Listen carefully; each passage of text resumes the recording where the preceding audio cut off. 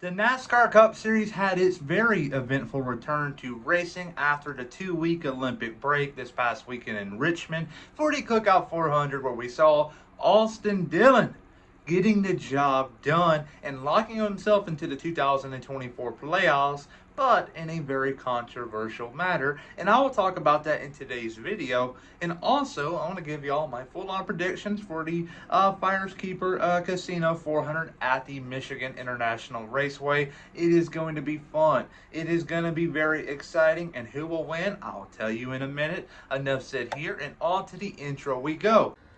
I'm Chase Briscoe, driver number 14 Ford Mustang for Stewart Haas Racing, and you're watching William Blackwell on YouTube.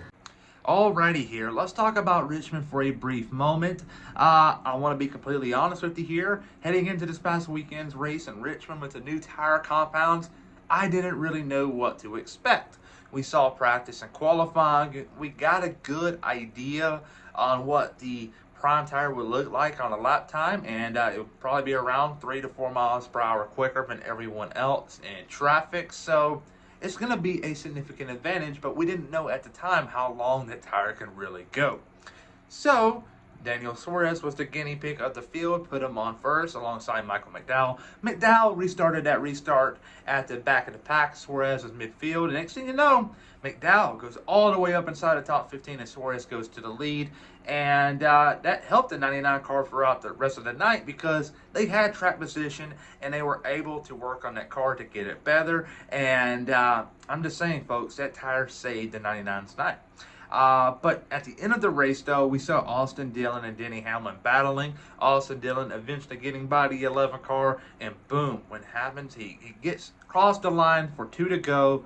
Ryan Preece and Ricky Stenhouse Jr. do the most Ricky Stenhouse Jr. and Ryan Preece things ever and wreck each other, and the caution comes out. And all these teams on the lead lap have no choice but to pit, but for what tire? It was easy. They were going to get the softer compound prime tires. And that's when we saw Logano and Austin Dillon line up on the front row. Logano got the better start. Austin Dillon didn't. And Austin Dillon was in second place. They took the white flag. I thought Logano had a decent-sized lead to the point where Austin Dillon, if he made a dive bomb into a corner like 3 and 4, it would be a little too far behind, and people will pass them both.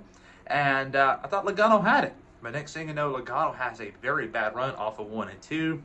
Austin Dillon's right there, and boom, he overdrives 3 and 4 and wrecks the 22 car. You got to do what you got to do. I understand that. So he did it to the 22 car. But what he did to the 11 car is where I got the problem. Because obviously Denny Hamlin's on the bottom. And Denny Hamlin's on the bottom of the track, and it's a bank track, and he's got a lot of speed, so where's he going to go up? He's going to move up to the wall. And that's what he did, and Austin Dillon clearly went down. And they made contact, and that was really dirty in my opinion. We've seen in the past where Bubba Wallace right-hooked Kyle Larson and got suspended. And we saw Chase Elliott right-hook Denny Hamlin in Charlotte, and he got suspended.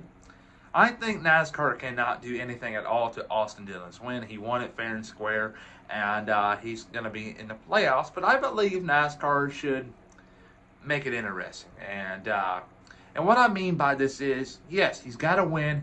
He should be in the playoffs, but there should be a couple of deals here, a situation here. And I think NASCAR should obviously suspend Austin Dillon from Michigan. What he did was very dangerous, and NASCAR cannot let that keep happening moving forward. I know it's a first, seeing 2 drivers get wrecked out by the same guy, practically in the same corner. But NASCAR is going to stand on business here, in my opinion, and I think they're going to lay the law down, suspend him for a race, and possibly, key word here, possibly not give him a waiver, and make him have to race himself into the top 30 in points. But that's all speculation. But I believe if I were a betting man, a big fine and a race suspension seems possible. But moving on here, Austin Dillon, not a big fan of the move. He's going to have a lot of haters moving forward. But Richmond is over. Michigan's now on deck, and the driver going to victory lane will be the driver who finished second this past weekend, Tyler Reddick. Tyler Reddick right now is wanting to prove people wrong, He's felt like he's had so many chances over the last 2 months of June and July to win a couple of races, but came up short. So he's going to finally get a race win at a non-super speedway track this year, and he's going to start building up some momentum for the playoffs. All right, here, second place will be Ryan Blaney in the 12 car. Ryan Blaney has been up and down this year. He's going to have a second place here this weekend in Michigan, one of his better tracks. Third place will be Kyle Larson. Kyle Larson is Kyle Larson. He is good, probably the greatest driver in this generation, so you can never count him out. My big surprise is going to be Carson Hocevar. Carson Hocevar right now is doing fantastic things on track, and sooner rather than later, he's going to be getting a call from a bigger organization calling for his skill set to come to them, and it's going to happen. A bigger team will call him, but when will that happen? Obviously, it's not going to be for 2025, but maybe 2026. You can never rule anything out in this day and age. And my big flop is going to be Corey LaJoie. Corey LaJoie right now is having to find himself a ride for the first time in many years for the 2025 season. Spire gave him the boot, and he's feeling like he has to go out there and do really good to negotiate any type of deal, because yes, you can bring in sponsorship money, but at the end of the day, if you have that, what else are they going to look at? Teams are going to look at on-track performance, and particularly against teammates, because they all got the same equipment, and Corey LaJoie right now is struggling against his own teammates, so kind of be a hard case to build up for LaJoie unless he starts turning the page and doing better, and I don't think it's going to happen in Michigan. Maybe in Daytona he can sneak out a win. He's really good on super speedway, so you can never count him out. Obviously, you got Atlanta that's in the playoffs. He's obviously good there. He could sneak a win there. A win will save his career, but he has to start having good runs, and as simple as that. But there you go. There are my surprises and flops, and Tyler Reddick wins Michigan. What do you think? Comment down below.